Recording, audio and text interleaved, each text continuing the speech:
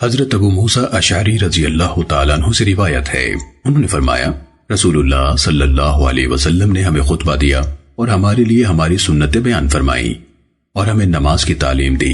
اسی دوران میں فرمایا جب تم نماز پڑھو اور قیدے تک پہنچ جاؤ تو تم میں سے ہر ایک کسی کو سب سے پہلے یوں کہنا چاہیے التحیات الطیبات الصلاۃ للہ السلام علیک ایھا النبی ورحمۃ اللہ وبرکاتہ السلام علینا وعلی عباد اللہ الصالحین اشہد ان لا الہ الا اللہ واشہد ان محمدا عبدہ ورسولہ۔ پاکیزہ آداب اور عبادات اللہ ہی کے لیے ہیں۔ اے نبی، آپ پر سلامتی ہو اور اللہ کی رحمت اور اس کی برکتیں نازل ہوں، ہم پر بھی سلامتی ہو اور اللہ کے نیک بندوں پر بھی۔ میں گواہی دیتا ہوں کہ اللہ کے سوا کوئی معبود نہیں، اور میں گواہی دیتا ہوں کہ محمد صلی اللہ علیہ وسلم اس کے بندے اور اس کے رسول ہیں۔ یہ 7 جملے نماز کا تحیہ یعنی التحیات ہیں۔ سنن ابن ماجہ حدیث نمبر 901۔ حضرت ابو سعید خدری رضی اللہ تعالیٰ عنہ سے روایت ہے، انہوں نے فرمایا ہم نے عرض کیا اے اللہ کے رسول، ہمیں آپ کو سلام کہنے کا طریقہ تو معلوم ہو چکا ہے، لیکن درود کیسے پڑھیں؟ آپ صلی اللہ علیہ وسلم نے فرمایا کہو اللہم صلی علی محمد وعبدک ورسولک کما صلیت علی ابراہیم وبارک علی محمد وعلی آل محمد کما بارکت علی ابراہیم۔ اے اللہ، اپنے بندے اور رسول محمد صلی اللہ علیہ وسلم پر رحمت نازل فرما، جس طرح تو نے ابراہیم علیہ السلام پر رحمت نازل فرمائی، اور محمد صلی اللہ علیہ وسلم پر اور محمد صلی اللہ علیہ وسلم کی آل پر برکت نازل فرما، جس طرح تو نے ابراہیم علیہ السلام پر برکت نازل فرمائی۔ سنن ابن ماجہ حدیث نمبر 903۔ حضرت عبد الرحمن بن ابی لیلہ رحمہ اللہ سے روایت ہے، انہوں نے بیان کیا کہ حضرت کعب بن عجرہ رضی اللہ تعالیٰ عنہ مجھے ملے تو فرمایا کیا میں تمہیں ایک تحفہ نہ دوں؟ وہ یہ ہے کہ ایک بار رسول اللہ صلی اللہ علیہ وسلم گھر سے باہر تشریف لائے تو ہم نے کہا ہم آپ کو سلام کہنے کا طریقہ تو جانتے ہیں، درود کیسے پڑھیں؟ آپ صلی اللہ علیہ وسلم نے فرمایا کہو اللہم صلی علی محمد وعلی آل محمد کما صلیت علی ابراہیم انک حمید مجید اللہم بارک علی محمد وعلی آل محمد کما بارکت علی ابراہیم انک حمید مجید۔ اے اللہ، محمد صلی اللہ علیہ وسلم پر اور محمد صلی اللہ علیہ وسلم کی آل پر رحمت نازل فرما، جس طرح تو نے ابراہیم علیہ السلام پر رحمت نازل فرمائی، تو یقیناً قابل تعریف اور بزرگیوں والا ہے۔ اے اللہ، محمد صلی اللہ علیہ وسلم پر اور محمد صلی اللہ علیہ وسلم کی آل پر برکت نازل فرما، جس طرح تو نے ابراہیم علیہ السلام پر برکت نازل فرمائی، تو یقیناً قابل تعریف اور بزرگیوں والا ہے۔ سنن ابن ماجہ حدیث نمبر 904۔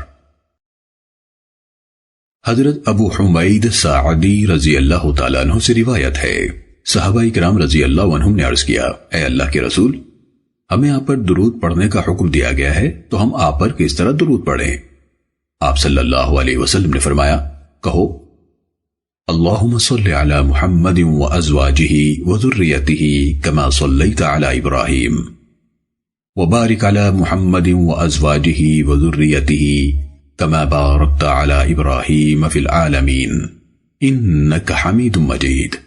اے اللہ، محمد صلی اللہ علیہ وسلم پر، آپ کی ازواج مطہرات پر اور آپ کی اولاد پر رحمت نازل فرما، جس طرح تو نے ابراہیم علیہ السلام پر رحمت نازل فرمائی اور محمد صلی اللہ علیہ وسلم پر، آپ کی ازواج پر اور آپ کی اولاد پر برکت نازل فرما، جس طرح تو نے جہانوں میں ابراہیم علیہ السلام کی آل پر برکت نازل فرمائی، بے شک تو قابل تعریف اور بزرگیوں والا ہے۔ سنن ابن ماجہ حدیث نمبر 905۔ حضرت ابو ہریرہ رضی اللہ تعالیٰ عنہ سے روایت ہے، رسول اللہ صلی اللہ علیہ وسلم نے فرمایا تم میں سے کوئی شخص جب آخری تشہد سے فارغ ہو جائے تو اسے چاہیے کہ 4 چیزوں سے اللہ کی پناہ طلب کرے، جہنم کے عذاب سے، قبر کے عذاب سے، زندگی اور موت کے فتنے سے اور مسیح دجال کے فتنے سے۔ سننے ابن ماجہ حدیث نمبر 909۔ حضرت ابو ہریرہ رضی اللہ تعالیٰ عنہ سے روایت ہے، رسول اللہ صلی اللہ علیہ وسلم نے ایک آدمی سے فرمایا، تم نماز میں کیا پڑھتے ہو؟ اس نے کہا، میں تشہد پڑھتا ہوں، پھر اللہ سے جنت کا سوال کرتا ہوں اور جہنم سے اس کی پناہ مانگتا ہوں۔ قسم ہے اللہ کی، مجھے وہ دعائیں تو نہیں آتی جو آپ آہستہ آہستہ پڑھتے رہتے ہیں یا جو معاذ رضی اللہ تعالیٰ عنہ گنگناتے ہیں۔ تو رسول اللہ صلی اللہ علیہ وسلم نے فرمایا، ہم بھی یہی کچھ گنگناتے ہیں۔ سننے ابن ماجہ حدیث نمبر 910۔ حضرت نمیر خزاعی رضی اللہ تعالیٰ عنہ سے روایت ہے، انہوں نے فرمایا، میں نے نبی صلی اللہ علیہ وسلم کو نماز میں دائیں ران پر دائیں ہاتھ رکھے ہوئے اور اپنی انگلی سے اشارہ کرتے دیکھا۔ سننے ابن ماجہ حدیث نمبر 911۔ حضرت وائل بن حجر رضی اللہ تعالیٰ عنہ سے روایت ہے، انہوں نے فرمایا، میں نے نبی صلی اللہ علیہ وسلم کو دیکھا کہ آپ نے انگوٹھے اور درمیان کی انگلی سے حلقہ بنایا اور اس کے قریب کی انگلی یعنی شہادت کی انگلی کو اٹھایا۔ آپ تشہد میں اس کے ساتھ اشارہ کرتے ہوئے دعا کر رہے تھے۔ سننے ابن ماجہ حدیث نمبر 912۔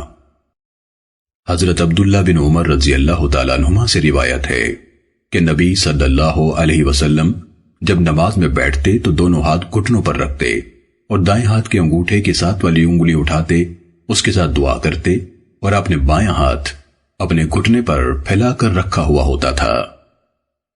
سننے ابن ماجہ حدیث نمبر 913۔ حضرت عبداللہ بن مسعود رضی اللہ تعالیٰ عنہ سے روایت ہے کہ رسول اللہ صلی اللہ علیہ وسلم دائیں طرف اور بائیں طرف سلام پھیرتے تھے، حتیٰ کہ آپ کے رخساروں کی سفیدی نظر آتی اور فرماتے، السلام علیکم ورحمت اللہ، تم پر سلامتی ہو اور اللہ کی رحمت ہو۔ سننے ابن ماجہ حدیث نمبر 914۔ حضرت سعد بن ابی وقاص رضی اللہ تعالیٰ عنہ سے روایت ہے کہ رسول اللہ صلی اللہ علیہ وسلم دائیں اور بائیں جانب سلام پھیرا کرتے تھے۔ سننے ابن ماجہ حدیث نمبر 915۔ حضرت عمار بن یاسر رضی اللہ تعالیٰ عنہما سے روایت ہے، انہوں نے فرمایا، رسول اللہ صلی اللہ علیہ وسلم دائیں طرف اور بائیں طرف سلام پھیرتے تھے، حتیٰ کہ آپ کے رخساروں کی سفیدی نظر آتی اور فرماتے، السلام علیکم ورحمت اللہ، السلام علیکم ورحمت اللہ، تم پر سلامتی ہو اور اللہ کی رحمت ہو، تم پر سلامتی ہو اور اللہ کی رحمت ہو۔ سننے ابن ماجہ حدیث نمبر 916۔ حضرت ثوبان رضی اللہ تعالیٰ عنہ سے روایت ہے، رسول اللہ صلی اللہ علیہ وسلم نے فرمایا، کوئی بندہ نماز پڑھائے تو انہیں نمازیوں کو چھوڑ کر صرف اپنے لیے دعا نہ کرے، اگر اس نے ایسا کیا تو ان کی خیانت کی۔ سننے ابن ماجہ حدیث نمبر 923۔ حضرت عائشہ رضی اللہ تعالیٰ عنہ سے روایت ہے، انہوں نے فرمایا، رسول اللہ صلی اللہ علیہ وسلم جب سلام پھیرتے تھے تو سلام کے بعد صرف اتنا عرصہ بیٹھتے تھے کہ یہ دعا پڑھ لیتے، اللہم انت السلام ومنک السلام تبارکت یا ذا الجلال والاکرام۔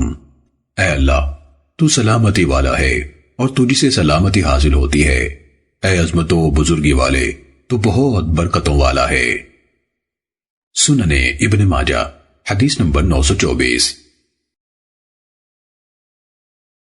حضرت ام المومنین ام سلمہ رضی اللہ تعالیٰ عنہ سے روایت ہے کہ نبی صلی اللہ علیہ وسلم جب صبح کی نماز سے سلام پھیرتے تو فرماتے تھے، اللہم انی اسألک علما نافعا ورزقا طیبا وعملا متقبلا۔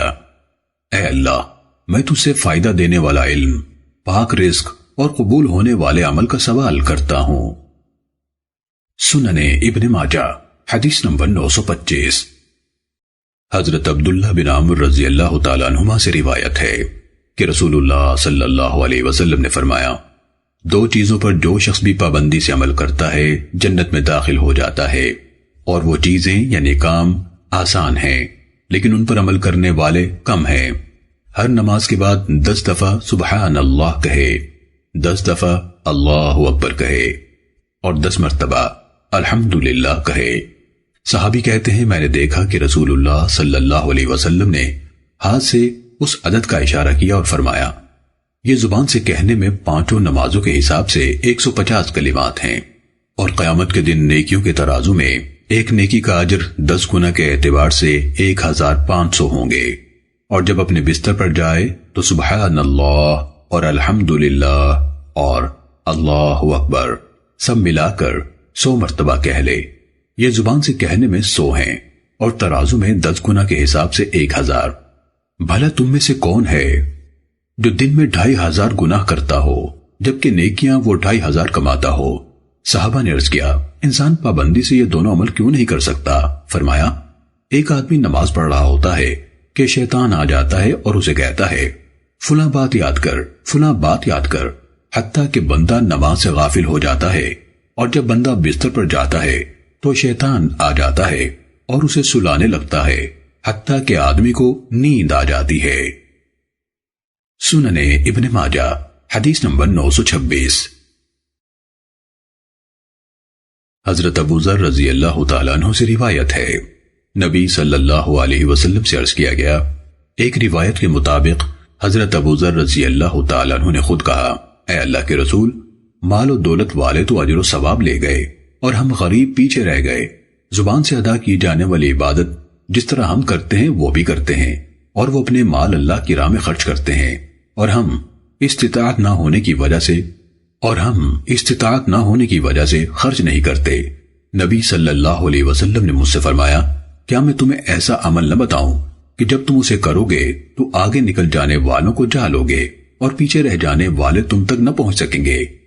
ہر نماز کے بعد 33 اور 34 بار الحمدللہ، سبحان اللہ اور اللہ اکبر کہا کرو۔ امام سفیان بن عیینہ رحمہ اللہ نے فرمایا مجھے معلوم نہیں ان میں سے کون سا کلمہ 34 بار ہے۔ سنن ابن ماجہ حدیث نمبر 927۔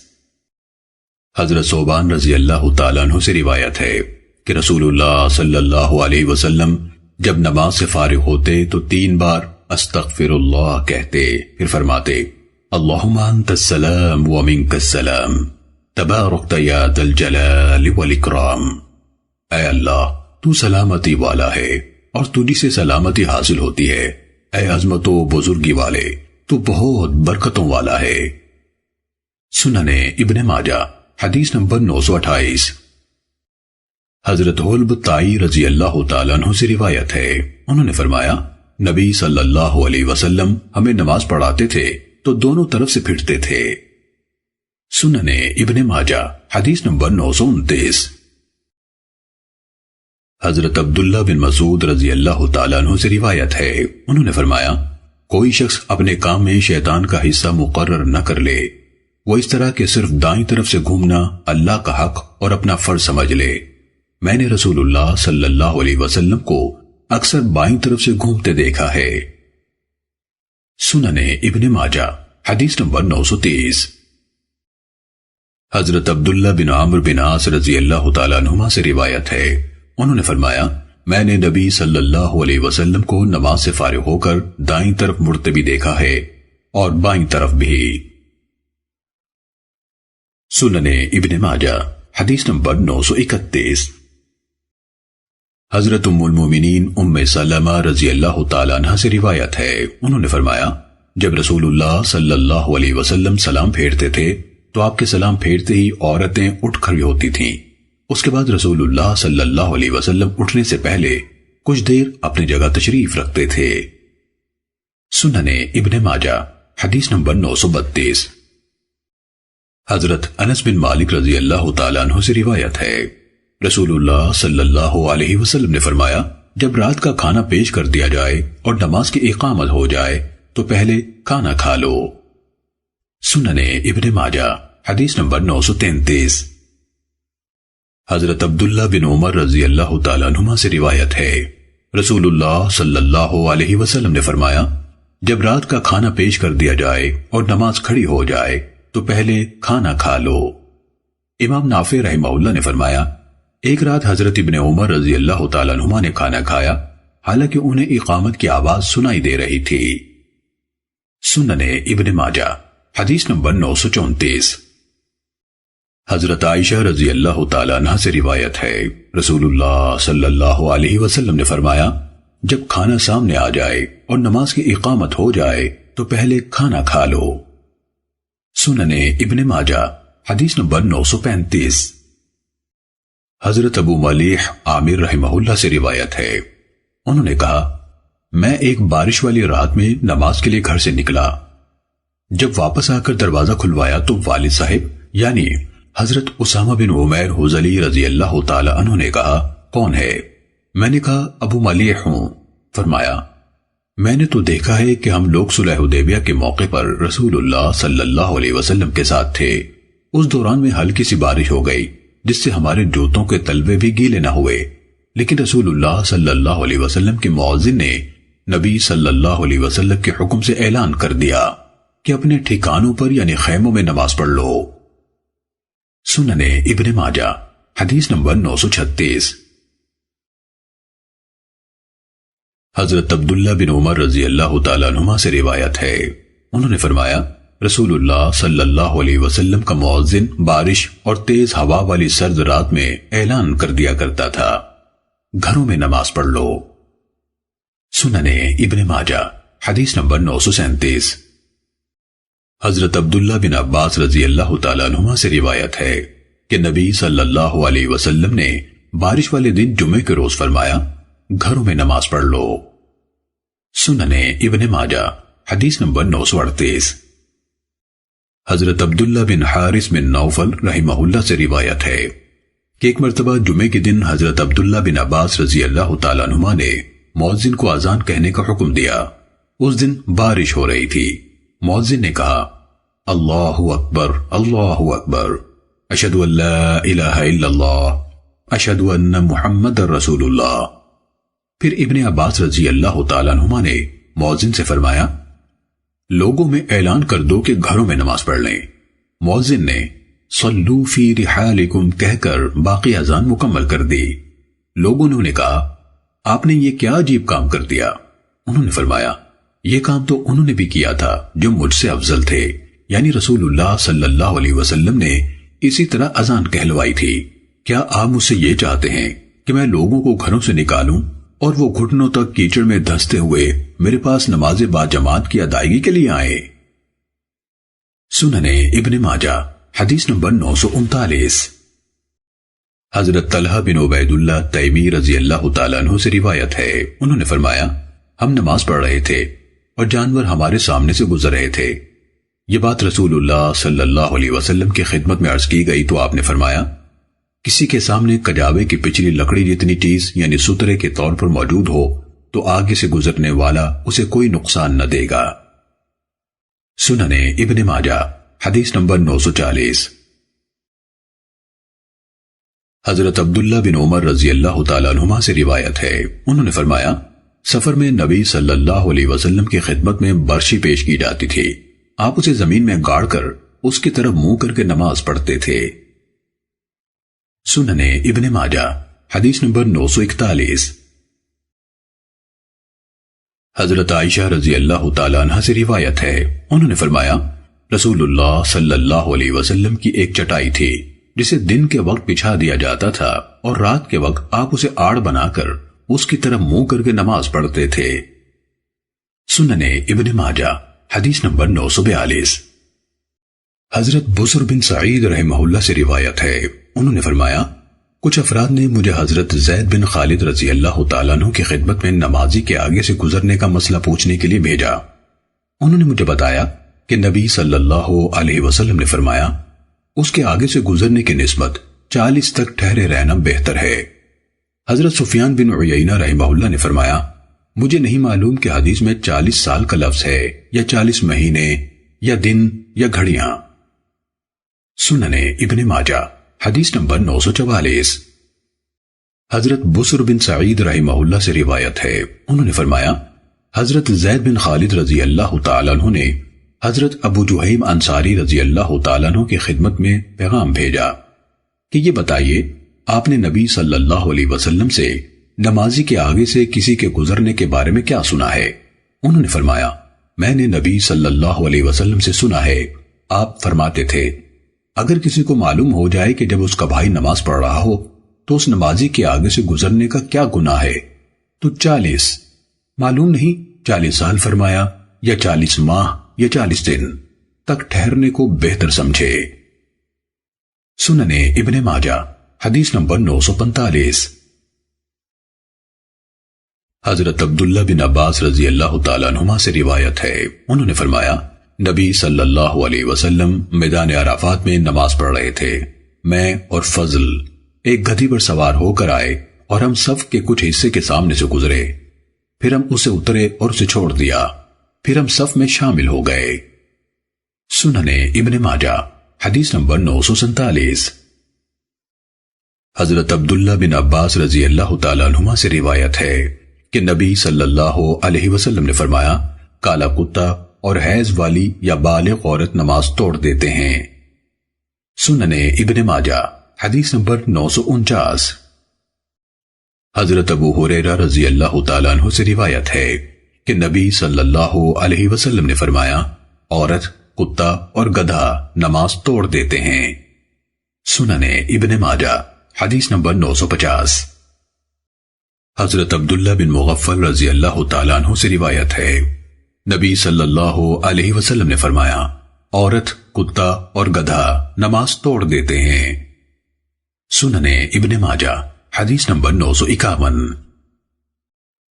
حضرت ابو ذر رضی اللہ تعالیٰ عنہ سے روایت ہے کہ نبی صلی اللہ علیہ وسلم نے فرمایا جب آدمی کے سامنے کجاوے کی پچھلی لکڑی جیسی کوئی چیز سترے کے طور پر موجود نہ ہو تو عورت، گدھا اور کالا کتا نماز توڑ دیتے ہیں۔ حضرت عبداللہ بن سامت رحمہ اللہ نے عرض کیا سیاہ اور سرخ میں فرق کی کیا وجہ ہے؟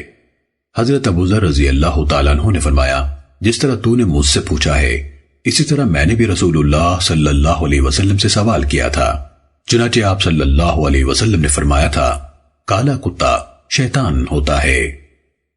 سننے ابن ماجہ حدیث نمبر 952۔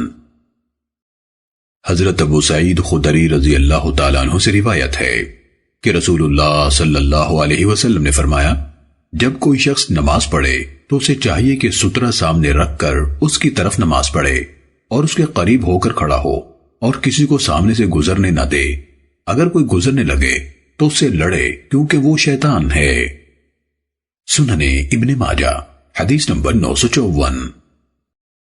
حضرت عبداللہ بن عمر رضی اللہ تعالیٰ عنہما سے روایت ہے رسول اللہ صلی اللہ علیہ وسلم نے فرمایا تم میں سے کوئی شخص جب نماز پڑھ رہا ہو تو اسے چاہیے کہ کسی کو اپنے سامنے سے نہ گزرنے دے، اگر وہ گزرنے والا پیچھے ہٹنے سے انکار کرے تو اس سے لڑائی کرے کیونکہ اس کے ساتھ ایک ساتھی یعنی شیطان ہے۔ منقدری نے کہا اس کے ساتھ عزا ہے۔ سننے ابن ماجہ حدیث نمبر 955۔ حضرت عائشہ رضی اللہ تعالیٰ عنہ سے روایت ہے انہوں نے فرمایا نبی صلی اللہ علیہ وسلم رات کو نماز یعنی تہجد ادا کرتے تھے اور میں آپ کے سامنے قبلے کی طرف اس طرح لیٹی ہوئی ہوتی تھی جس طرح جنازہ پڑا ہوا ہوتا ہے۔ سننے ابن ماجہ حدیث نمبر 956۔ حضرت زینب بنت ابو سلمہ رضی اللہ تعالی عنہ نے اپنی والدہ ام المومنین ام سلمہ رضی اللہ تعالی عنہ سے روایت کرتے ہوئے فرمایا کہ ان یعنی ام المومنین کا بستر رسول اللہ صلی اللہ علیہ وسلم کے سجدے کے مقام کے برابر ہوتا تھا۔ سننے ابن ماجہ حدیث نمبر 957۔ نبی صلی اللہ علیہ وسلم کی زوجہ محترمہ حضرت میمونہ رضی اللہ تعالی عنہ سے روایت ہے انہوں نے فرمایا نبی صلی اللہ علیہ وسلم نماز پڑھتے تھے اور میں آپ کے برابر لیٹی ہوتی تھی، جب آپ صلی اللہ علیہ وسلم سجدہ کرتے تو بعض اوقات مجھے آپ کا کپڑا چھو جاتا۔ سننے ابن ماجہ حدیث نمبر 958۔ حضرت عبداللہ بن عباس رضی اللہ تعالیٰ عنہما سے روایت ہے انہوں نے فرمایا رسول اللہ صلی اللہ علیہ وسلم نے باتیں کرنے والے اور سوئے ہوئے کے پیچھے نماز پڑھنے سے منع فرمایا۔ سننے ابن ماجہ حدیث نمبر 959۔ حضرت ابو ہریرہ رضی اللہ تعالیٰ عنہ سے روایت ہے انہوں نے فرمایا نبی صلی اللہ علیہ وسلم ہمیں تعلیم دیتے تھے کہ ہم رکوع اور سجدے میں امام سے جلدی نہ کریں اور فرماتے تھے کہ جب وہ تکبیر کہے تو تم تکبیر یعنی اللہ اکبر کہو، اور جب وہ سجدہ کرے تب تم سجدہ کرو۔ سنن ابن ماجہ حدیث نمبر 960۔ حضرت ابو ہریرہ رضی اللہ تعالیٰ عنہ سے روایت ہے، رسول اللہ صلی اللہ علیہ وسلم نے فرمایا، جو شخص امام سے پہلے سر اٹھاتا ہے کیا اسے اس بات سے خوف نہیں آتا کہ اللہ تعالیٰ اس کے سر کو گدھے کا سر بنا دے؟ سنن ابن ماجہ حدیث نمبر 961۔ حضرت ابو موسیٰ رضی اللہ تعالیٰ عنہ سے روایت ہے، رسول اللہ صلی اللہ علیہ وسلم نے فرمایا، میرا بدن بھاری ہو گیا ہے، تو جب میں رکوع کروں تب رکوع کیا کرو، جب میں سر اٹھاؤں تب تم سر اٹھاؤ، اور جب میں سجدہ کروں تب تم سجدہ کرو۔ میں کسی آدمی کو ہرگز ایسا کرتے نہ دیکھوں کہ وہ مجھ سے پہلے رکوع یا سجدے میں چلا جائے۔ سنن ابن ماجہ حدیث نمبر 962۔ حضرت معاویہ بن ابو سفیان رضی اللہ تعالیٰ عنہما سے روایت ہے، رسول اللہ صلی اللہ علیہ وسلم نے فرمایا، مجھ سے پہلے رکوع یا سجدہ نہ کرو، میں رکوع کرتے وقت تم سے جس قدر بھی آگے ہوں گا، جب میں رکوع سے سر اٹھاؤں گا تو تم مجھ سے مل جاؤ گے، اور سجدہ کرتے وقت میں تم سے جتنا بھی آگے ہوں گا، جب میں سجدے سے سر اٹھاؤں گا تو تم مجھ سے مل جاؤ گے، میرا بدن بھاری ہو گیا ہے۔ سنن ابن ماجہ حدیث نمبر 963۔ حضرت قعب بن عجرہ رضی اللہ تعالیٰ عنہ سے روایت ہے، رسول اللہ صلی اللہ علیہ وسلم نے ایک آدمی کو نماز کے دوران میں انگلیوں میں انگلیاں ڈالے دیکھا تو رسول اللہ صلی اللہ علیہ وسلم نے اس کے دونوں ہاتھوں کی انگلیوں کو الگ الگ کر دیا۔ سنن ابن ماجہ حدیث نمبر 967۔ حضرت عبداللہ بن عباس رضی اللہ تعالیٰ عنہما سے روایت ہے، رسول اللہ صلی اللہ علیہ وسلم نے فرمایا، 3 آدمیوں کی نماز ان کے سروں سے ایک بالش بھی بلند نہیں ہوتی۔ وہ آدمی جو لوگوں کا امام بن جائے حالانکہ وہ اسے ناپسند کرتے ہوں، وہ عورت جس کی رات اس حال میں گزرے کہ اس کا خاوند اس سے ناراض ہو، اور وہ 2 بھائی جو ایک دوسرے سے قطع تعلق کیے ہوئے ہوں۔ سنن ابن ماجہ حدیث نمبر 971۔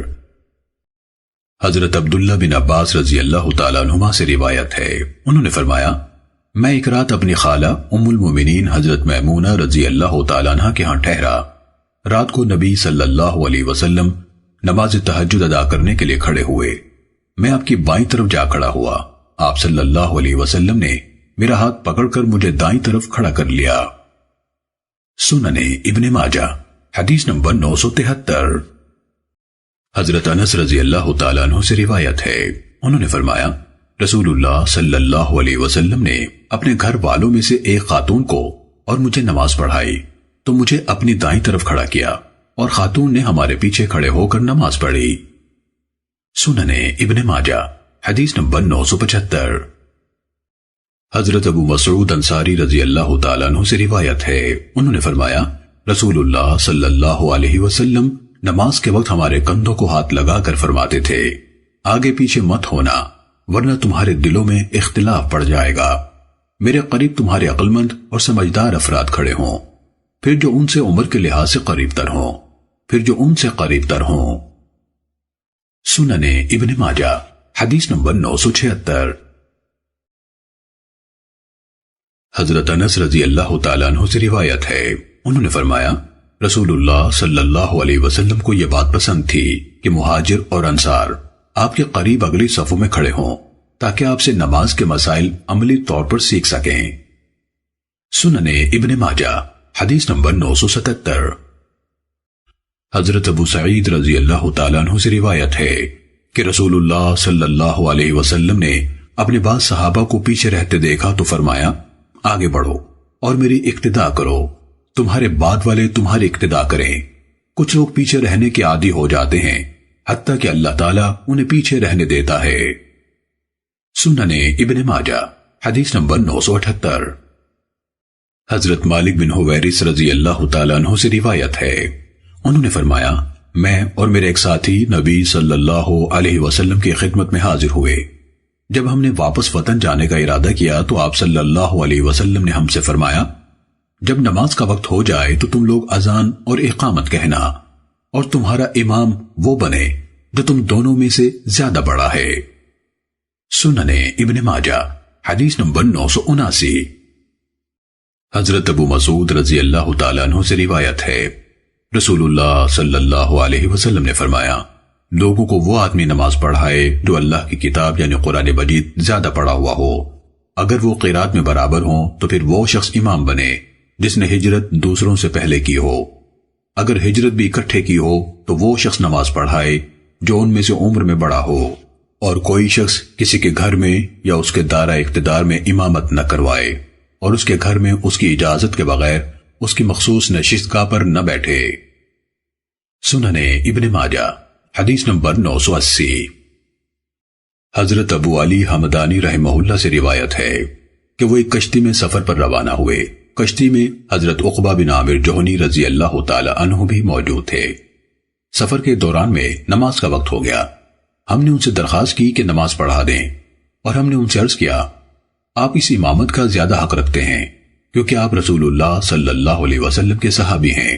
انہوں نے انکار کر دیا اور فرمایا، میں نے رسول اللہ صلی اللہ علیہ وسلم سے یہ ارشاد مبارک سنا ہے، جو شخص لوگوں کا امام بنے اور صحیح طریقے سے نماز پڑھائے تو اسے بھی نماز کا ثواب ملے گا اور ان کو بھی، اور اگر اس نے نماز میں کوئی کوتاہی اور غلطی کی تو اسے گناہ ہوگا، انہیں نہیں۔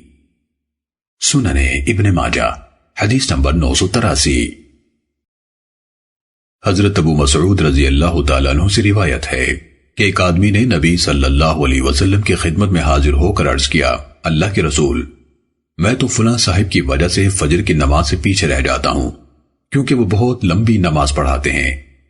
حضرت ابو مسعود رضی اللہ تعالیٰ عنہ نے فرمایا، رسول اللہ صلی اللہ علیہ وسلم جس قدر اس دن غضبناک ہوئے، میں نے کسی واز کے دوران میں آپ صلی اللہ علیہ وسلم کو اس قدر جلال کی کیفیت میں نہیں دیکھا۔ آپ نے اس واز کے دوران میں فرمایا، اے لوگو، تم میں سے کچھ لوگ مقتدیوں کو متنفر کر دیتے ہیں۔ جو شخص لوگوں کو نماز پڑھائے اسے چاہیے کہ اختصار سے کام لے، کیونکہ ان میں کمزور بھی ہوتے ہیں، بوڑھے بھی اور ضرورت مند بھی۔ سنن ابن ماجہ حدیث نمبر 984۔ حضرت انس بن مالک رضی اللہ تعالیٰ عنہ سے روایت ہے، انہوں نے فرمایا، رسول اللہ صلی اللہ علیہ وسلم مختصر اور کامل نماز پڑھاتے تھے۔ سنن ابن ماجہ حدیث نمبر 985۔ حضرت جابر رضی اللہ تعالیٰ عنہ سے روایت ہے کہ حضرت معاذ بن جبل انصاری رضی اللہ تعالیٰ عنہ نے اپنے ساتھیوں یعنی مقتدیوں کو عشاء کی نماز پڑھائی تو بہت طویل کر دی۔ ہمارے قبیلے کے ایک آدمی نے جماعت سے الگ ہو کر اکیلے نماز پڑھ لی۔ حضرت معاذ رضی اللہ تعالیٰ عنہ کو یہ اطلاع ملی تو انہوں نے فرمایا، وہ منافق ہے کیونکہ اس نے جان بوجھ کر نماز با جماعت ترک کی ہے۔ اس آدمی کو یہ خبر ملی تو وہ رسول اللہ صلی اللہ علیہ وسلم کی خدمت میں حاضر ہوا، اور جو بات حضرت معاذ رضی اللہ تعالیٰ عنہ نے کہی تھی وہ آپ کے گوش گزار کی۔ بعد میں جب حضرت معاذ رضی اللہ تعالیٰ عنہ حاضر ہوئے، نبی صلی اللہ علیہ وسلم نے فرمایا، معاذ، تم لوگوں کو آزمائش میں ڈالنا چاہتے ہو؟ جب تم لوگوں کو نماز پڑھاؤ تو ایسی صورتیں پڑھا کرو، وَالشَّمْسِ وَضُحَاهَا سَبِّحِ اسْمَ رَبِّكَ الْأَعْلَى وَاللَّيْلِ إِذَا يَغْشَى اقرأ بِاسْمِ رَبِّكَ۔ سنن ابن ماجہ حدیث نمبر 986۔ حضرت عثمان بن ابی العاص رضی اللہ تعالیٰ عنہ سے روایت ہے، انہوں نے فرمایا، مجھے نبی صلی اللہ علیہ وسلم نے آخری نصیحت اس وقت کی جب مجھے طائف کا امیر یعنی گورنر مقرر کیا۔ آپ صلی اللہ علیہ وسلم نے مجھ سے فرمایا، عثمان، نماز مختصر پڑھایا کرنا اور کمزور افراد کی مناسبت سے لوگوں کی قوت برداشت کا اندازہ کرنا، کیونکہ ان میں بوڑھے، بچے، بیمار، دور سے آنے والے اور ضرورت مند یعنی سب طرح کے لوگ ہوتے ہیں۔ سنن ابن ماجہ حدیث نمبر 987۔ حضرت عثمان بن ابی العاص رضی اللہ تعالیٰ عنہ سے روایت ہے، انہوں نے فرمایا، مجھ سے رسول اللہ صلی اللہ علیہ وسلم نے آخری بات یہ فرمائی، جب تو لوگوں کا امام بنے تو ان پر تخفیف کرنا یعنی نماز ہلکی پڑھانا۔ سنن ابن ماجہ حدیث نمبر 988۔ حضرت انس بن مالک رضی اللہ تعالیٰ عنہ سے روایت ہے، رسول اللہ صلی اللہ علیہ وسلم نے فرمایا، میں نماز شروع کرتا ہوں اور میرا ارادہ طویل نماز پڑھانے کا ہوتا ہے، پھر مجھے کسی بچے کے رونے کی آواز آتی ہے تو نماز مختصر کر دیتا ہوں، کیونکہ مجھے معلوم ہے کہ اس کے رونے سے اس کی ماں پریشان ہوگی۔ سننے ابن ماجہ حدیث نمبر 989۔ حضرت عثمان بن ابی العاص رضی اللہ تعالیٰ عنہ سے روایت ہے، رسول اللہ صلی اللہ علیہ وسلم نے فرمایا، مجھے بچے کی رونے کی آواز آتی ہے تو میں نماز میں اختصار کر دیتا ہوں۔ سننے ابن ماجہ حدیث نمبر 990۔ حضرت ابو قتادہ رضی اللہ تعالیٰ عنہ سے روایت ہے، رسول اللہ صلی اللہ علیہ وسلم نے فرمایا، میں نماز میں کھڑا ہوتا ہوں اور میرا ارادہ اسے طویل کرنے کا ہوتا ہے، پھر مجھے کسی بچے کے رونے کی آواز آ جاتی ہے تو میں نماز مختصر کر دیتا ہوں، کیونکہ مجھے یہ بات پسند نہیں کہ بچے کی ماں کو پریشانی ہو۔ سننے ابن ماجہ حدیث نمبر 991۔ حضرت جابر بن سمورہ سوائی رضی اللہ تعالیٰ عنہ سے روایت ہے، رسول اللہ صلی اللہ علیہ وسلم نے صحابہ کرام سے فرمایا، تم اس طرح صفے کیوں نہیں بناتے جس طرح فرشتے اپنے رب کے حضور صفے بناتے ہیں؟ راوی کہتے ہیں، ہم نے عرض کیا، فرشتے اپنے رب کے حضور کس طرح صف بندی کرتے ہیں؟ آپ صلی اللہ علیہ وسلم نے فرمایا، عقلی صفوں کو مکمل کرتے ہیں اور صف میں ایک دوسرے کے ساتھ مل کر کھڑے ہوتے ہیں۔ سننے ابن ماجہ حدیث نمبر 992۔ حضرت انس بن مالک رضی اللہ تعالیٰ عنہ سے روایت ہے، رسول اللہ صلی اللہ علیہ وسلم نے فرمایا، اپنی صفیں درست کرو، کیونکہ صفیں درست کرنا نماز کی تکمیل میں شامل ہے۔ سننے ابن ماجہ حدیث نمبر 993۔ حضرت نعمان بن بشیر رضی اللہ تعالیٰ عنہما سے روایت ہے، انہوں نے فرمایا، رسول اللہ صلی اللہ علیہ وسلم صف کو انتہائی اہتمام سے سیدھا کرتے تھے، حتیٰ کہ نیزے یا تیر کی طرح سیدھی کر دیتے۔ ایک مرتبہ آپ صلی اللہ علیہ وسلم نے ایک آدمی کا سینہ صف سے آگے بڑھا ہوا دیکھا تو رسول اللہ صلی اللہ علیہ وسلم نے فرمایا، اپنی صفیں سیدھی کرو، ورنہ اللہ تعالیٰ ضرور تمہارے درمیان اختلاف پیدا کر دے گا۔ سننے ابن ماجہ حدیث نمبر 994۔ حضرت عائشہ رضی اللہ تعالیٰ عنہ سے روایت ہے، رسول اللہ صلی اللہ علیہ وسلم نے فرمایا، اللہ تعالیٰ ان لوگوں پر رحمت نازل کرتا ہے اور فرشتے ان کے لیے دعائے خیر کرتے ہیں جو صفوں کو ملاتے ہیں، اور جو شخص صف کا شگاف پر کرے گا اس کے بدلے اللہ تعالیٰ اس کا درجہ بلند کر دے گا۔ سننے ابن ماجہ حدیث نمبر 995۔ حضرت ارباز بن ساریہ رضی اللہ تعالیٰ عنہ سے روایت ہے کہ رسول اللہ صلی اللہ علیہ وسلم اگلی صف والوں کے لیے 3 بار دعائے مغفرت فرماتے تھے اور دوسری صف کے لیے 1 بار۔ سننے ابن ماجہ حدیث نمبر 996۔